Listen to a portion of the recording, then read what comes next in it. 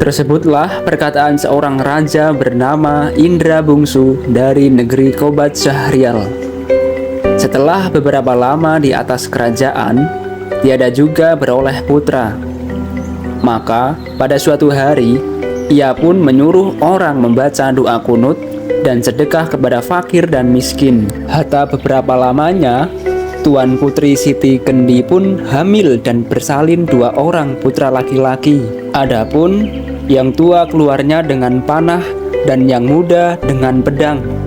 Maka Baginda pun terlalu amat sukacita dan menamai anaknya yang tua Syahperi dan anaknya yang muda Indra Bangsawan.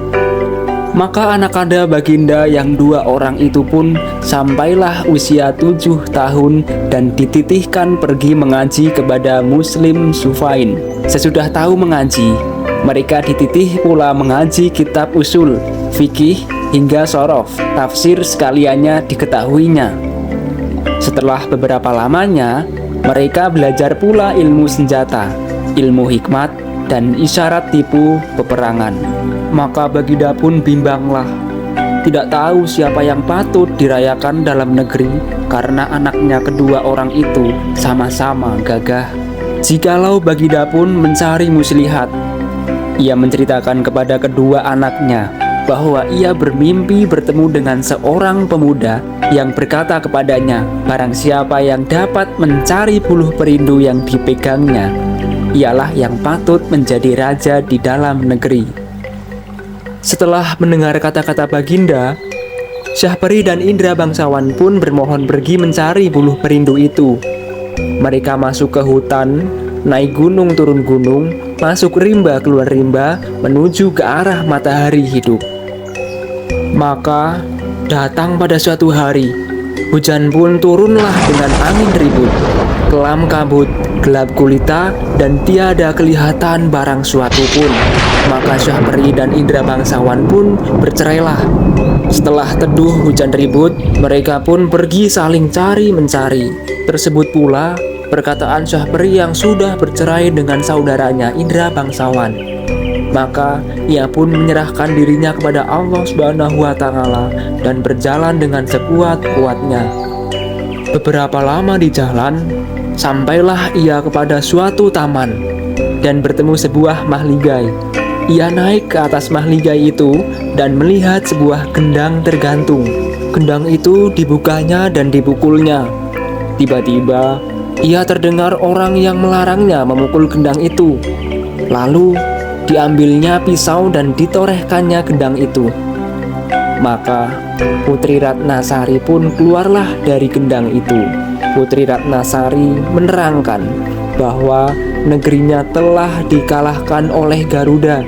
Itulah sebabnya ia ditaruh orang tuanya dalam gendang itu dengan suatu cembul. Di dalam cembul yang lain ialah perkakas dan dayang-dayangnya. Dengan sesegera Syahperi mengeluarkan dayang-dayang itu. Tatkala Garuda itu datang, lalu Garuda itu dibunuhnya. Maka setelah itu pun Syahperi duduk berkasih-kasih dengan Putri Ratnasari dengan dihadap oleh segala dayang-dayang dan inang pengasuhnya. Tersebut pula perkataan Indra Bangsawan pergi mencari saudaranya. Ia sampai di suatu padang yang terlalu luas. Ia masuk di sebuah gua yang ada di padang itu dan bertemu dengan seorang raksasa. Raksasa itu menjadi neneknya dan menceritakan bahwa Indra Bangsawan sedang berada di negeri Antah Berantah yang diperintah oleh Raja Kabir. Adapun Raja Kabir itu takluk kepada Buraksa dan akan menyerahkan putrinya, Putri Kumala Sari, sebagai upeti. Kalau tiada demikian, negeri itu akan dibinasakan oleh Buraksa. Ditambahkannya bahwa Raja Kabir sudah merencanakan bahwa barang siapa yang dapat membunuh Buraksa itu akan dinikahkan dengan anak perempuan yang terlalu elok parasnya itu. Tidak lama setelah itu, Putri Kumalasari pun sakit mata yang terlalu parah. Para ahli mengatakan hanya air susu harimau yang beranak mudalah yang dapat menyembuhkan penyakit itu. Baginda bertitah lagi, barang siapa yang dapat susu harimau beranak muda, ialah yang akan menjadi suami Tuan Putri.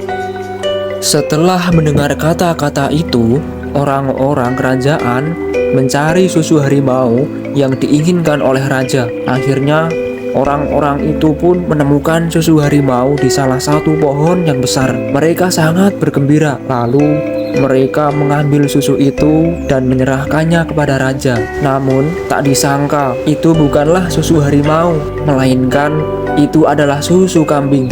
Susu harimau yang ada di pohon itu sudah diambil terlebih dahulu oleh nenek raksasa yang kemudian dikasihkan oleh Indra bangsawan. Adapun setelah Tuan Putri sembuh, Baginda tetap bersedih. Baginda harus menyerahkan Tuan Putri kepada Buraksa, raksasa laki-laki apabila ingin seluruh rakyat selamat dari amarahnya. Baginda sudah kehilangan daya upaya. Sampailah masa penyerahan Tuan Putri kepada Buraksa. Baginda berkata kepada seluruh orang-orang yang ada di kerajaannya, barang siapa yang mendapat jubah Buraksa dan bisa menyelamatkan Tuan Putri, maka ia pantas menjadi suaminya Tuan Putri. Nenek raksasa sebelumnya sudah mengajari Indra bangsawan. Indra bangsawan diberi kuda hijau dan memberikan penyerangan kepada Buraksa. Setelah Buraksa lumpuh dan tidak bisa berdaya, Indra bangsawan berhasil mengambil jubah yang ada di Buraksa. Sesampainya di istana, Indra bangsawan segera menyerahkan putri dan jubah Buraksa. Hatta Raja mengumumkan hari pernikahan Indra bangsawan dan putrinya.